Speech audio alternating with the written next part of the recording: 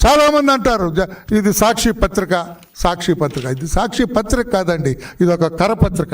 ఎందుకంటే మీకు తెలియజేస్తున్నా, సాక్షిలో ఒకే హత్యపై 2 కథనాలు వస్తాయండి. ఒకే పత్రికలో 2 విధానాలు వస్తాయండి. తెలంగాణ విషయంలో భూ తగాదాల్లో అల్లుడు హత్య చేశాడనేది వార్త తెలంగాణలో. ఇదే సాక్షులండి. నవ్వొద్దు తమ్ముడు, వినాలి. ఇదే మరి నేను కరపత్రిక అని ఎందుకు అన్నాను, దీనికి అన్నాను కరపత్రిక అని. తెలంగాణ విషయంలోనేమో భూ తగాదాల్లో అల్లుడు హత్య చేశాడు మామ అని. అదే ఏపీ విషయంలోకి వచ్చేటప్పటికి అదే సాక్షిలో పెన్షన్ కోసం వస్తే టీడీపీ రౌడీల చేతిలో హత్య. అక్కడ అల్లుడు మామని చంపాడు, అదే మామని ఇక్కడ తెలుగుదేశం పార్టీ రౌడీలు చంపేశారంట పెన్షన్ కోసం వస్తే. ఎంత దుర్మార్గం అండి. నేను కరపత్రిక అంటే వాళ్ళు తప్పు ఉందండి? ఆ యాజమాన్యాన్ని శిక్షించాలని అడగడం తప్పే ఉందండి? ఆ యాజమాన్యంపై కేసు పెడితే తప్పండి? ఇదే తప్పుడు రాతలు కదా. ఇప్పుడేం రాసినారు ఇక్కడ, రాజ్యాంగ నిర్మాతపై క్షుద్ర రాజకీయం, తప్పు కదా. చంద్రబాబు నాయుడు గారు రాజ్యాంగ నిర్మాతకు అత్యంత గౌరవం ఇస్తారు. చంద్రబాబు నాయుడు గారు రాజ్యాంగ నిర్మాత డాక్టర్ బిఆర్ అంబేద్కర్కి భారతరత్న ఇవ్వటంలో ప్రధాన పాత్ర పోషించారు ఆ రోజు ఎన్టీఆర్ గారితో కలిసి. డాక్టర్ అంబేద్కర్ విద్యా విధానం విదేశాలకు పంపించి ఎంతోమంది బిడ్డల్ని చదివించిన వ్యక్తి చంద్రబాబు నాయుడు గారు.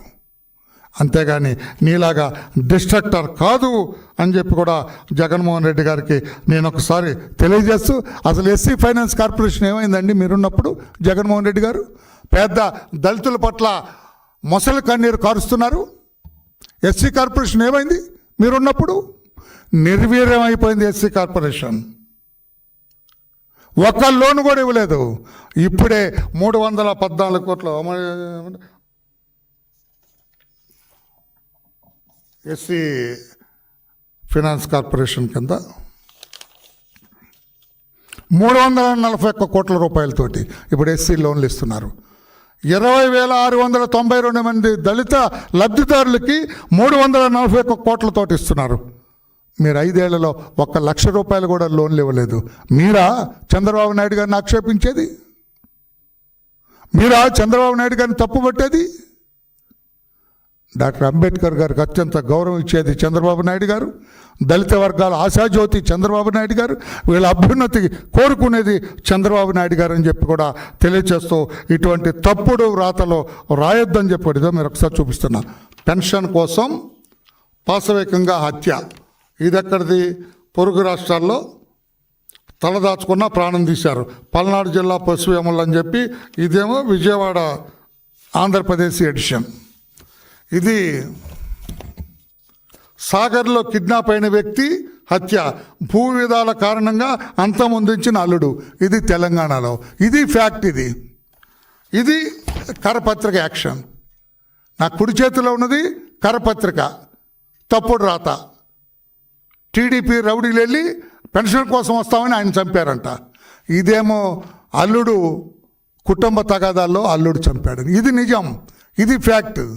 తెలంగాణ వాళ్ళకి నిజం చెప్పాడు, ఆంధ్రప్రదేశ్ రాష్ట్ర ప్రజలకు అబద్ధం చెప్పాడు. ఇది కరపత్రిక కాదా? ఈ యాజమాన్యాన్ని శిక్షించొద్దా? ఈ తప్పుడు రాతలకు శిక్ష రావద్దా? ఆలోచించండి అని చెప్పి కూడా మా పాత్రికేయ మిత్రులందరికీ తెలియజేస్తూ, జగన్మోహన్ రెడ్డి గారు ఇటువంటి తప్పుడు రాతలు రాయొద్దు. ఇప్పటికే దళితులందరూ మీకు బుద్ధి చెప్పారు. ఆ చంప ఈ చంప వాయించి 11 చాలేని కానీ 11 సీట్లకు పరిమితం చేశారు.